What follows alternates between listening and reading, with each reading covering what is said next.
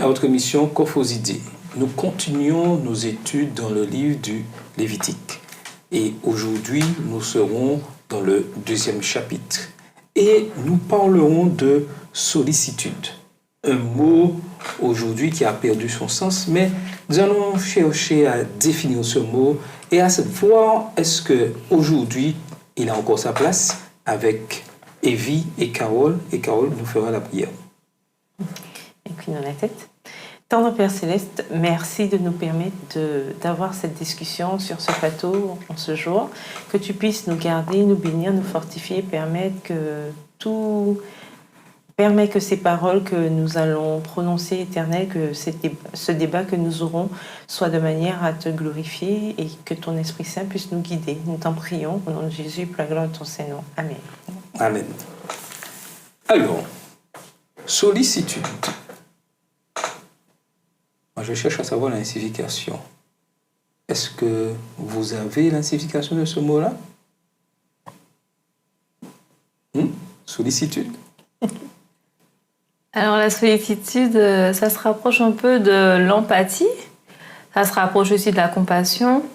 C'est savoir manifester à celui qui est dans un problème son attention et aussi lui faire peut-être don de quelque chose ou du temps, d'une action en fait, pouvoir faire comprendre à cette personne qu'on est présent et qu'on comprend, en tout cas qu'on comprend qu'elle souffre et qu'on veut être présent pour elle, quoi. C'est ce temps-là qu'on va lui accorder.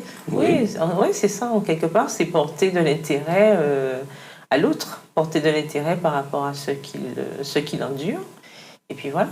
Mais j'irai un peu plus loin dans le mot et je vais ajouter quelque chose de très important. Si je vous dis prendre soin de l'autre. Oui, parce que faire preuve de sollicitude, c'est en fonction du besoin de l'autre qu'on va faire preuve de sollicitude ou pas. Donc forcément, en général, on emploie ce terme-là quand la personne est en difficulté, a un besoin particulier, et voilà, on fait preuve de sollicitude dans ces cas-là. Oui, et la sollicitude, c'est une action. C'est-à-dire, je ne peux pas rester là et dire que j'ai, entre guillemets, de la sollicitude. Oui, ça va au-delà du constat. Oui, bien, elle est bien, voilà. Ça va au-delà du constat. Ça va au-delà du constat, c'est-à-dire qu'il y a une action à accomplir. Et le prendre soin, c'est quelque chose de très... je sais pas, ça renvoie un peu à tout ce qui est maternel. C'est quand la maman prend soin de ses enfants. C'est aussi avec beaucoup de tendresse et d'amour qu'elle le fait. Et quand tu dis prendre soin de l'autre, ça me fait penser au fait que c'est pas seulement poser des actions, mais vraiment accompagner l'autre dans une démarche affectueuse et aussi en action, pas seulement dans les paroles ou de loin, mais cheminer avec cette personne jusqu'à ce qu'elle aille mieux, par exemple. Aujourd'hui, au XXIe siècle, où la société va très vite, où chacun a son petit lot et essaie de préserver et garder tout ça, prendre soin des autres n'est pas vraiment d'actualité au XXIe siècle. Ici, le XXIe siècle, il faut d'abord penser à soi, il faut prendre soin. Prenez soin de vous. Le XXIe siècle, c'est chacun prend soin de soi. Et Dieu pourra l'accompagner. Et puis si vous avez un souci, il faut consulter le psychologue, etc. Parce qu'on n'a plus le temps de donner du temps. On est occupé, on est très très occupé. Si on n'est pas occupé, on n'est pas disponible. Parce qu'on doit se reposer et ça s'entend. Parce que ce siècle est très stressant entre le travail... les activités qu'on a, c'est compréhensible qu'on n'ait plus le temps, entre guillemets. Mais c'est vrai qu'aujourd'hui, prendre soin de l'autre, c'est plus rare, en tout cas, je trouve. C'est pas dans les mœurs, chacun va essayer de s'en sortir un peu par soi-même, avec l'aide de l'État ou des professionnels, mais pas forcément avec l'aide de la communauté ou les voisins ou les personnes qu'on connaît, qui peut apporter une aide non négligeable quand même. Tout à fait. Et il faut savoir que dans le 2e chapitre du livre de Lévitique, c'est quelque chose que Dieu insiste énormément. Prendre soin des autres. Et un célèbre théologien, L.M. Ellison, dit, et je paraphrase ce qu'il dit, l'Holocauste dit que tout ce que nous sommes appartient au Seigneur, tandis que l'offrande de grains, elle dit que tout ce que nous avons lui appartient. Un peu paradoxal, hein? Je répète, l'Holocauste, c'est-à-dire le sacrifice qui était fait, dit que tout ce que nous sommes appartient au Seigneur.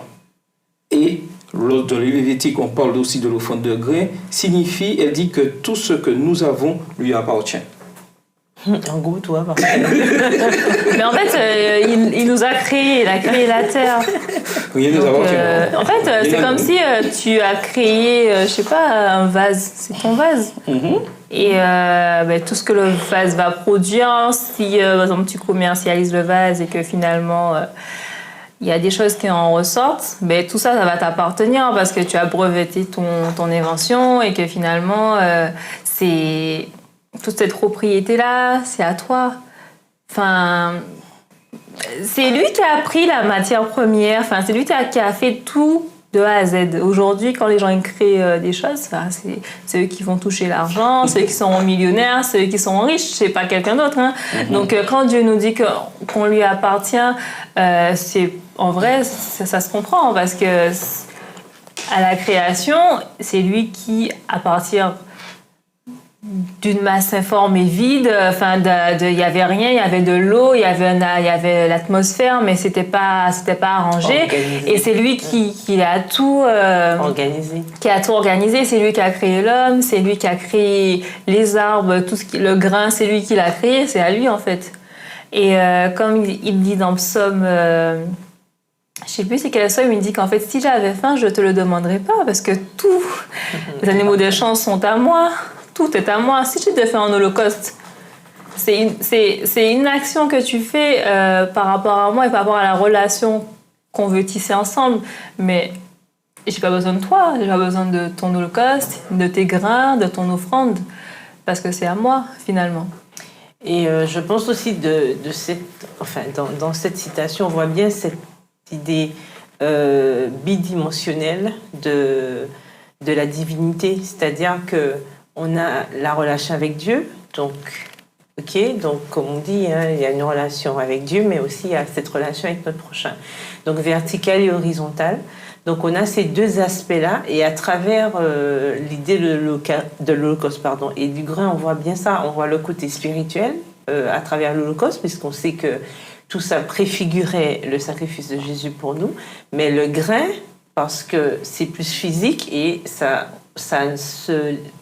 a plus lien en fait avec l'autre, avec cette relation que nous devons avoir avec les autres, cette entraide que nous devons avoir entre nous, de pouvoir aider l'autre lorsqu'il est en difficulté, avoir cette relation avec son prochain.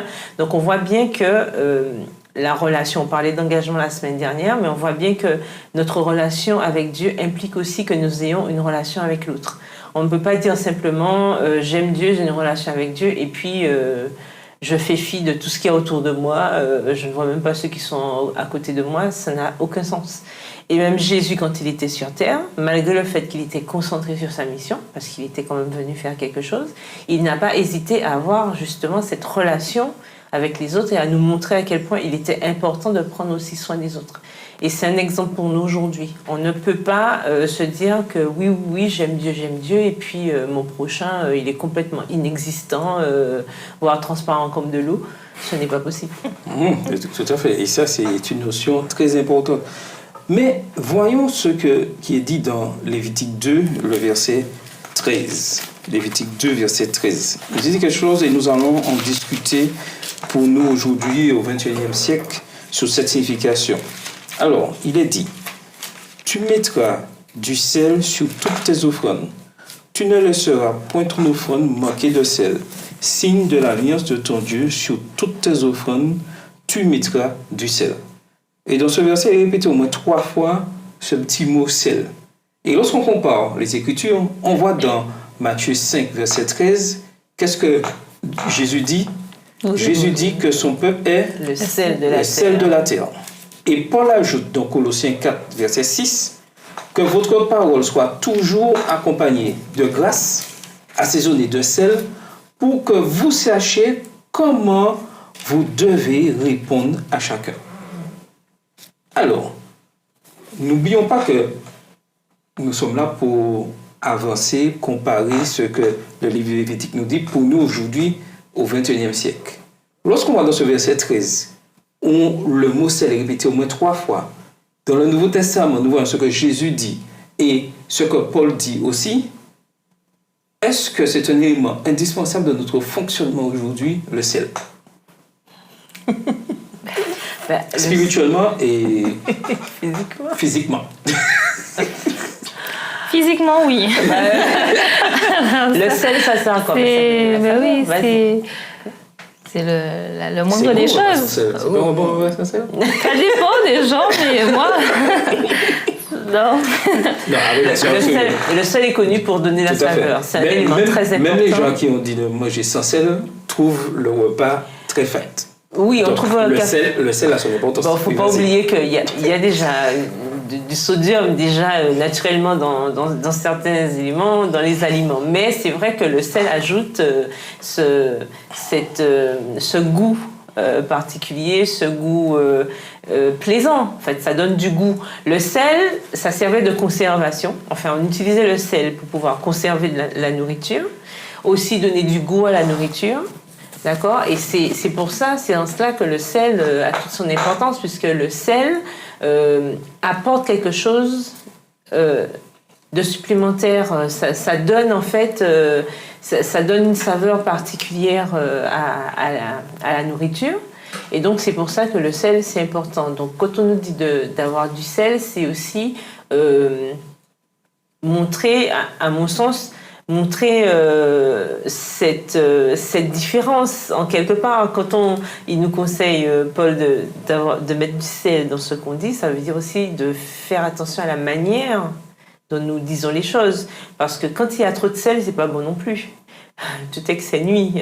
Un repas trop salé, c'est pas intéressant. Non, c'est pas intéressant. Et donc, en quelque part, il faut savoir bien doser. Donc, il faut montrer cette différence. D'accord, il faut montrer cette différence, mais il faut faire comme le sel, c'est-à-dire que quand on met le sel, on ne voit pas le sel, mais on sait qu'il y a du sel. D'accord? Donc, nous aussi, dans notre relation, c'est vrai, on doit avoir une relation avec notre prochain, mais on doit quand même marquer notre différence, c'est-à-dire qu'on doit sentir que nous sommes là. D'accord? Et je pense qu'en cela, dans nos relations, je pense que ça, c'est important. On doit sentir qu'il y a quelque chose de différent, en fait. Parce que quand il n'y a pas de sel, on rappelle, c'est fade. Mmh. Donc, si tout le monde ressemble à tout le monde, ça ne va pas donner envie de... En fait. Donc, encore, il est important de marquer notre différence. Oui. Très important. Quand on va nous lire ce qui est écrit dans 1 Jean 4, verset 19, et je pose la question, en tant qu'adventiste du 7e jour, Église adventiste du 7e jour, qu'est-ce que l'Église donne-t-elle aujourd'hui? Donc 1 Jean 4, verset 19.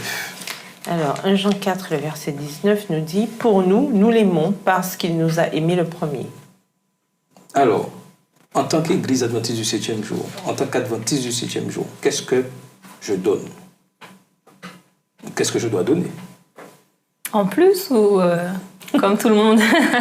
Parce qu'on parle du sel. 1 Jean 4, verset 19...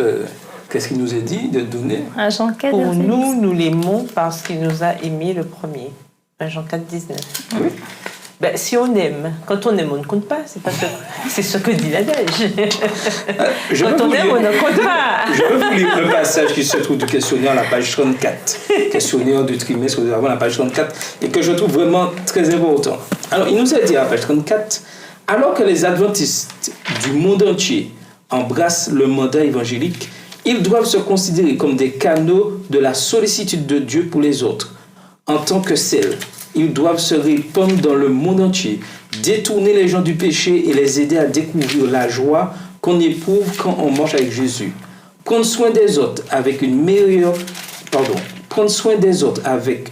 merveilleuse forme de louange. Alors, qu'en pensez-vous? Est-ce que nous sommes dans l'objectif ou loin de l'objectif? en tant qu'individu déjà. Mais on dit que l'adventisme, c'est une religion. Donc, si on se réfère à ce que Jésus dit, il dit la religion pure et sans tâche, c'est de pouvoir s'occuper des autres. Donc, visiter les veuves, les orphelins, les malades, etc. Donc, c'est déjà, est-ce que l'Église adventiste fait déjà ce genre d'action dans sa façon de fonctionner? Donc, on peut se dire que, bon, c'est quand même fait au moins institutionnellement, où on a quand même des institutions comme les secours adventistes qui apportent de l'aide aux plus démunis, pour visiter les malades. Bon, ça c'est personnellement aussi dans les églises, quand il y a des personnes malades ou bien des personnes au foyer, des membres au foyer qui peuvent plus venir à l'église par exemple, se rendre chez eux pour finalement garder le lien. Les personnes qui sont... Le ministère des possibilités par exemple, qui va prendre en compte les personnes qui sont peut-être en situation de handicap, ou les veufs, les orphelins, pour finalement qu'ils soient inclus dans l'église, qu'ils aient du soutien. Donc, disons que dans le fonctionnement, l'idée là, on a quand même cette attention, cette sollicitude pour les personnes qui en ont besoin. Et je pense que le plus, ce serait que chacun y mette du sien, en plus d'institutionnellement, que chaque membre puisse apporter cette touche en plus qui va apporter vraiment le sel. Donc, si je te comprends bien, au niveau du système de l'Église adventiste, sur le papier, on peut dire que tout est bien respecté, tout est là. Pas seulement sur le papier. Oui, non, mais... Ça existe, c'est-à-dire que oui, oui, ça existe, c'est collé sur le papier dans les institutions pratiques. Oui. Mais pour que ce que soit sur le papier soit, disons, visible ou actif, il faut un élément important, ce sont les membres qui composent cette Église. Parce que si les membres décident de ne pas le faire, ça peut être bien écrit sur le papier, bien joli dans les institutions, marqué entre guillemets sous le marbre, mais si chacun individuellement ne passe pas à l'action de la sollicitude, mais par exemple, par rapport c'est lettre morte. Par rapport à ce que tu dis, ben oui, ben en fait, quand on a par exemple des églises qui sont dans des quartiers ou dans des secteurs, on a le secours adventiste qui, par exemple, est sur toute la Martinique. C'est un secteur assez large. Mais si les membres, par exemple, d'une église qui sont dans un petit quartier ou dans une petite communauté, eux se mettent chacun à être en compassion et en sollicitude avec leurs voisins et les personnes qui les entourent, ben là, du coup, on saura qu'il y a une église adventiste dans ce quartier. Ben, si j'ai un souci, je vais à l'église adventiste parce que je sais qu'il y a des gens là qui vont m'aider. C'est un repère, en fait, où les gens, ils savent qu'ils seront accueillis, ils seront acceptés. Et que c'est comme l'église, c'est le refuge en fait. On sait que ça ira. En fait, je vais à l'église et on va s'occuper de moi. Oui, vas-y. Oui, je voulais dire que effectivement, comme on l'a dit tout à l'heure, ça existe. C'est-à-dire que concrètement, l'église fait ça. On a plein de choses. On a des institutions, on a des hôpitaux, on a des hospices, on a vraiment tout ça, on a ces outils-là, on a les ressources. Maintenant, la question, c'est comme dans l'entonnoir. Donc, l'entonnoir, effectivement, c'est bien large en haut, et puis à mesure qu'on descend, ça s'affine.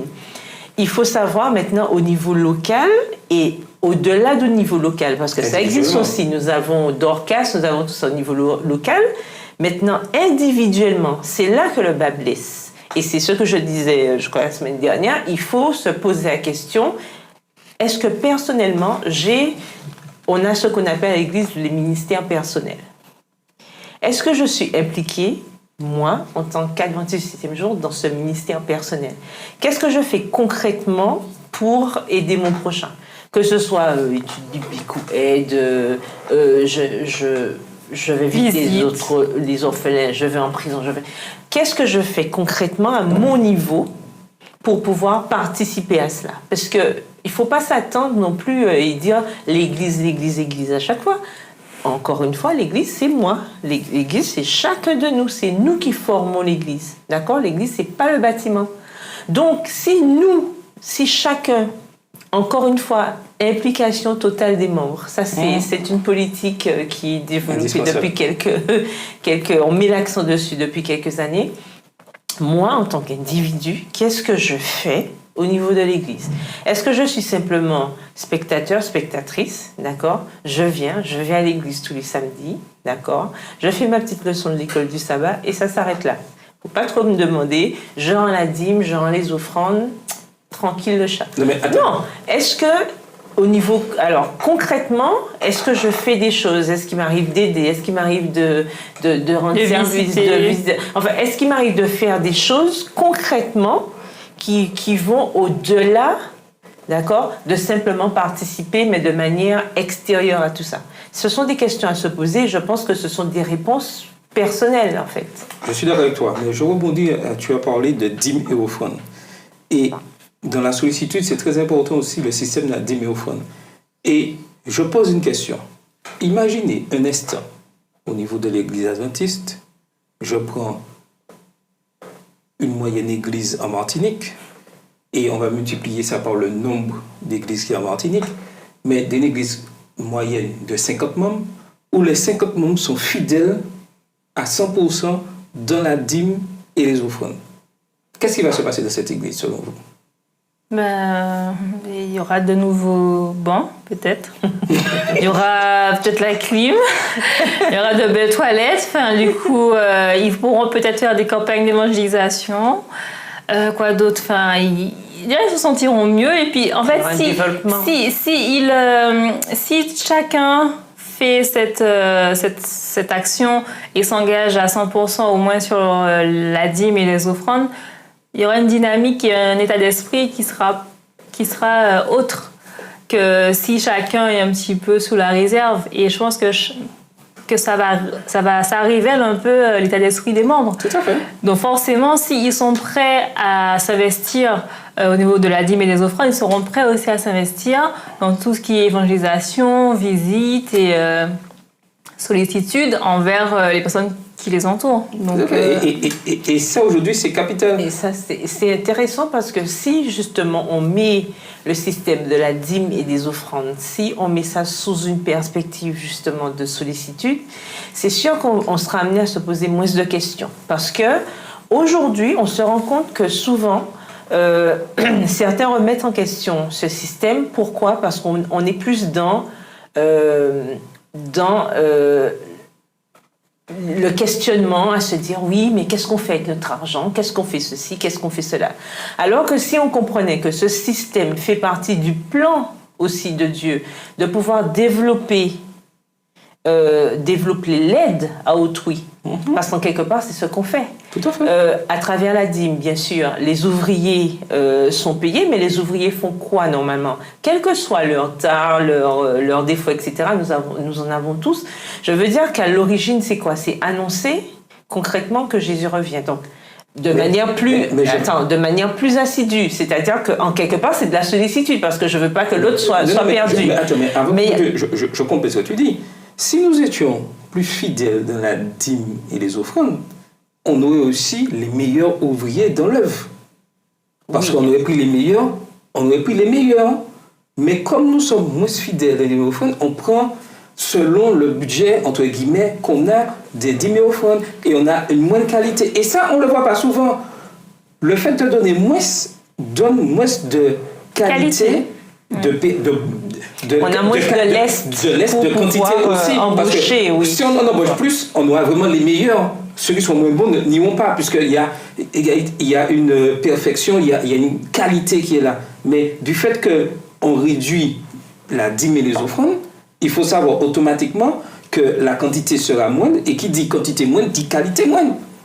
Et ça, nous devons entrer dans ce logiciel, comprendre cela, que plus nous serons fidèles dans les dîmes et les offrandes, plus la sollicitude vis-à-vis de la mission de l'Église sera plus forte. Mais il y a aussi, pour poursuivre dans cette idée, la notion d'offrande aussi. Oui. Si on sait que les offrandes servent à développer, que ce soit des hôpitaux, des écoles, servent à développer aussi les églises sur le point local, voilà. Parce qu'elle parlait de l'implantation de l'Église. Si l'Église agit dans le quartier, si se poser la question, si mon église disparaît demain dans mon quartier, est-ce que les gens vont se mettre à pleurer? Ah oui, ah non, on veut. Est-ce que les gens vont prendre des pancartes? Non, on veut que l'église adventiste reste là, ce sont des gens bien qui nous font du bien, etc. Est-ce que les gens vont se poser cette question-là? Ça devrait nous interpeller, en fait. Et donc, si aussi nous sommes fidèles dans cette dîme et ces offrandes, si nous comprenons que ça sert à ça, en fait, de pouvoir montrer aux autres l'amour de Dieu envers eux, notre amour envers eux aussi, parce qu'il n'y a pas que Dieu, puisque nous sommes censés être des ambassadeurs.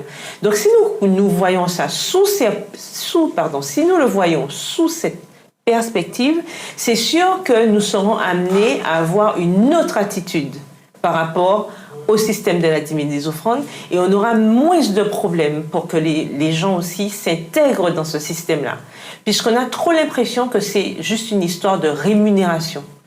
Or, ce n'est pas une question de rémunération, c'est une question de développement de l'œuvre. Tout à fait. Et ça, ce sont deux choses différentes. Du fait qu'il n'y en a pas beaucoup, on note dans l'histoire que c'est une rémunération. Et on a tort de penser S'il y avait ça. plus de dîmes, on serait dans le système comprendre l'importance de la mission. Voilà, et c'est on aujourd'hui. développe la Mais mission. aujourd'hui, pour comprendre en tant qu'adventiste du 7e jour, quand un individu qui étudie la parole de Dieu, il est important que nous puissions comprendre que pas de Bible, pas de petit déjeuner, pas de consécration. Est-ce que vous êtes d'accord avec ça? Quand je dis pas de Bible, c'est-à-dire, si nous ne passons pas du temps à étudier la parole de Dieu, nous ne devons même pas chercher à prendre notre petit déjeuner physique. Non, mais on ne sera pas nourri, en fait. Non, c'est ça, c'est qu'on ne sera pas nourri. Mais aujourd'hui, pourquoi petit déjeuner? Parce qu'en général, c'est le premier repas de la journée. C'est ce qui va initier un petit peu, ouvrir les autres appétits. Je vais dire ça comme ça. Ça va nous aider à bien démarrer la journée. Et donc, effectivement, c'est vrai que si on n'a pas d'intérêt pour la parole de Dieu, on n'aura pas d'intérêt pour l'autre non plus, puisque c'est la parole de Dieu qui nous dit et qui nous explique pourquoi il est important que nous ayons aussi une relation avec les autres. Non seulement avec Dieu, mais aussi avec les autres. Tout à fait. Donc, il est important que nous puissions passer du temps dans l'étude de la parole de Dieu et comprendre ce que Dieu nous demande chaque jour. Et ça, c'est quelque chose de capital. Mais j'ai une question. Que pouvons-nous faire chaque jour pour nous assurer d'être nourris spirituellement le sabbat?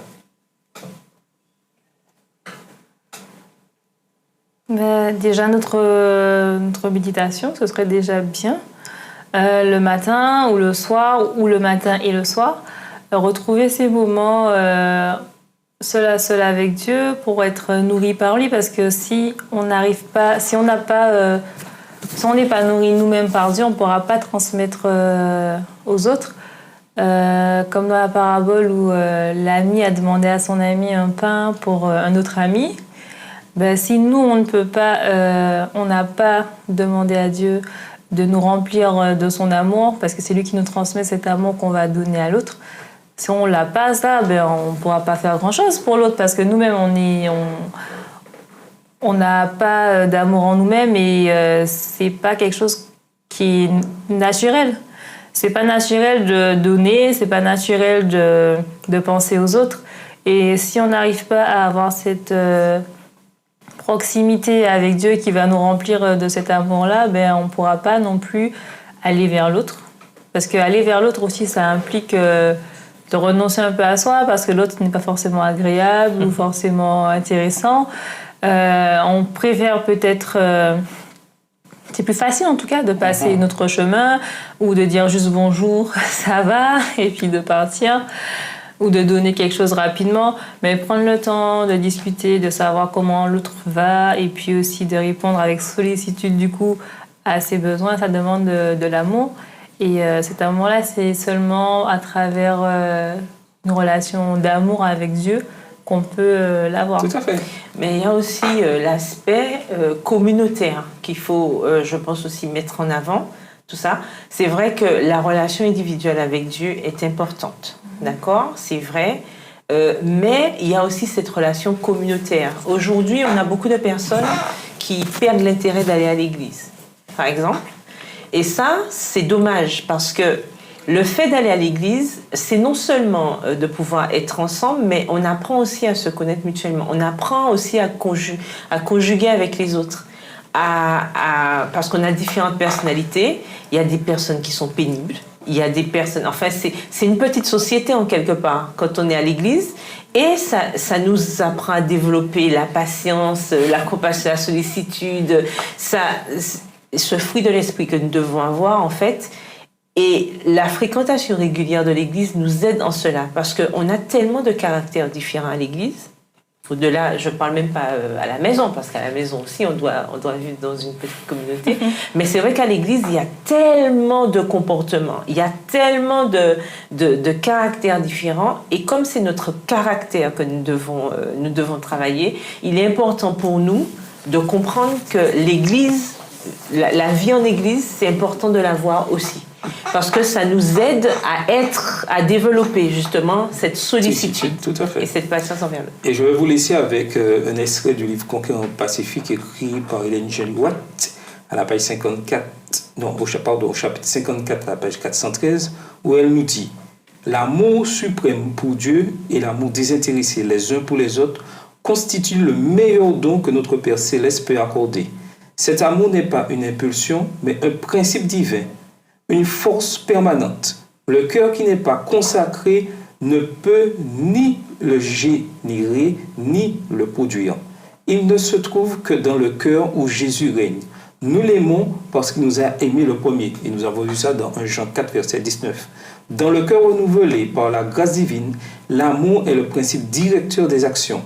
Il modifie le caractère, gouverne les impulsions, contrôle les passions et ennoblit les affections. Entretenu dans l'âme, cet amour adoucit la vie et répand une influence qui purifie. Maintenant, la balle est dans notre camp. Qu'allons-nous faire? Passons à l'action. C'était votre émission Coffre aux idées.